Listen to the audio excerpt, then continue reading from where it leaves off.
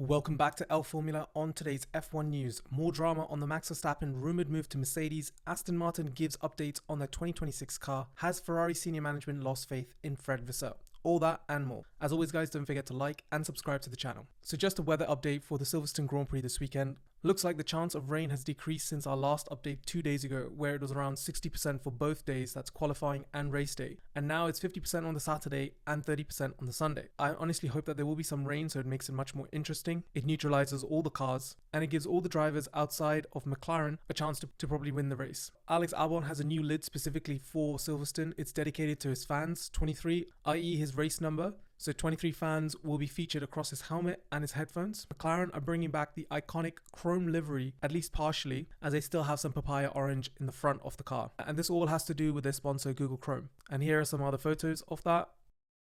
In all honesty, I wish they replicated the Vodafone livery, and instead of using the red as you can see here, I wish they used the papaya orange. I think that would have been honestly badass. George Russell rolled up in his Mercedes AMG 1 for Silverstone. I must say I love this color. It's super stealthy. I think it's dark blue but has some tinge of purple. Kind of gives off Batmobile vibes. And finally for Silverstone, highly rated F2 driver Arvid Lindbald will be participating in Yuki Tsunoda's Red Bull during free practice 1. This is an important one for Red Bull. If he can prove to management that he's as good as he is hyped up, then they can probably fast track him onto one of their F1 teams. And this is timely as there is rumors that Max Verstappen could potentially leave Red Bull for Mercedes for next year.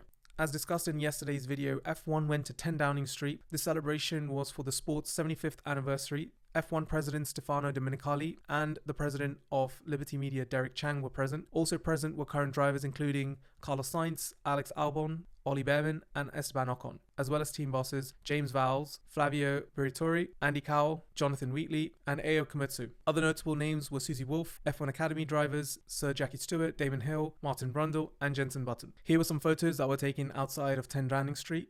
You can see some of the drivers there and Stefano Domenicali.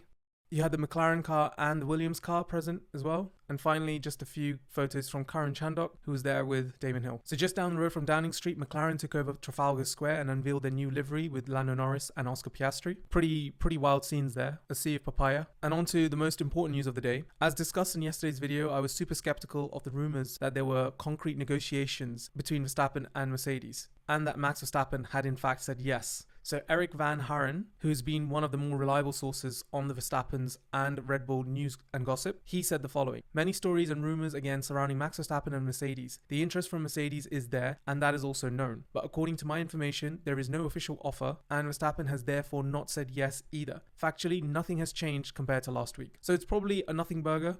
I wonder if the Italian media were doing it to protect Kimi Antonelli. I didn't see anything to suggest in the articles that came out that it was only George Russell who would be leaving Mercedes for Max Verstappen. But given it is the Italian media that broke this fake news, I can only wonder if they were trying to protect Kimi in some shape or form. And during the McLaren unveil, Zach Brown had something to say about the Max and Mercedes situation to Sky Sports. I'm a believer that when there is smoke, there is fire. The fact that everyone's talking and no one is confirming anything tells me there are conversations going on. I said a while ago, I wouldn't be surprised to see Max in a Mercedes. So I've heard that even if Max gets released, he might need to be bought out from his contract with Red Bull. I wonder if that is something that is a sticking point. Also, completely left field prediction, would it be in his best interest to just temporarily retire and sit 2026 out and do whatever he wants to do in other categories and then figure out who actually has the best package and move to that team in 2027? I don't know, just some thoughts. Martin Brundle was also on that Sky Sports interview and he said the following about George: I know that George has been making contact with other teams.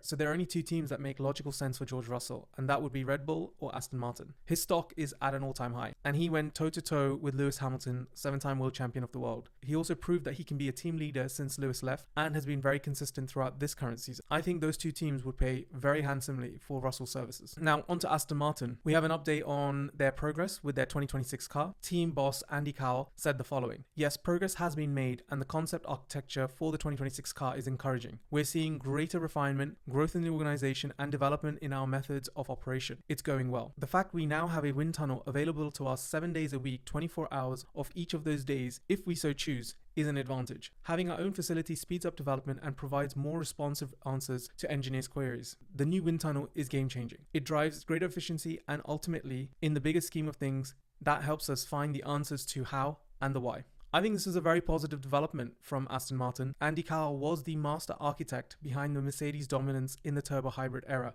specifically with the engine and the hybrid system. So he has delivered in the past, so I'm cautiously optimistic about Aston Martin for the new regs. And then specifically on the 2025 car, Andy Cowell confirms new parts are coming to Silverstone, and that includes the floor.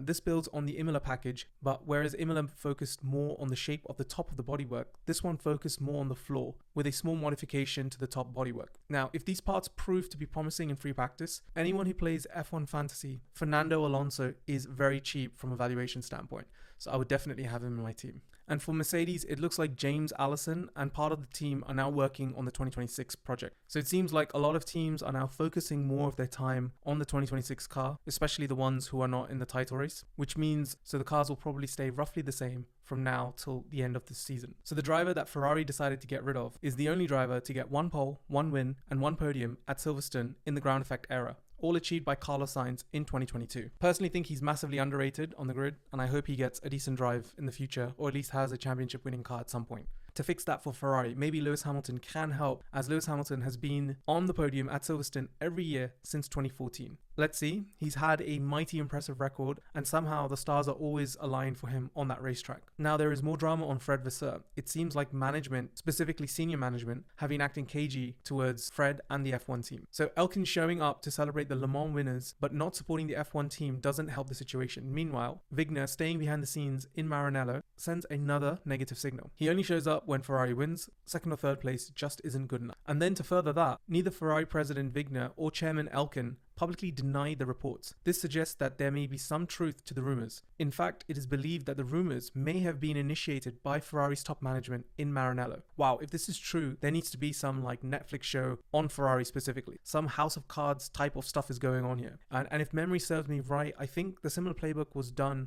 with Matteo Binotto. A lot of rumors about him losing his job, which I can imagine is pretty bad distraction and also may compound because of the pressure that's been put on him. And then Elkin and Wigner can sort of manifest this into reality as everything falls apart across the season. Finally, Flavio Briatore gave his 2 cents on the Formula 1 film. Remember, this guy is as old school as they get. Flavio Briatore believes that the Formula 1 film is highly unrealistic for the various race tactics demonstrated by Sonny Hayes and Apex GP. Integrity is everything in Formula 1. What they did in this film was all Hollywood and would never fly in real life. It's also interesting that he used the word integrity, given his team was involved in Crashgate in Singapore when Alonso was racing with them. So in yesterday's video, I mentioned about the Damon Hill documentary. It looks like everyone is capitalizing on the gold rush that is Formula 1. For any Fernando Alonso fans out there, there is a documentary on him. The documentary is titled Alonso Full Throttle. It is set to premiere globally on Netflix on August 15th, 2025, and aims to peel back the curtain on Fernando Alonso's stories and sometimes controversial racing career. Go check it out. That's all for today. Don't forget to like and subscribe, and thanks for watching.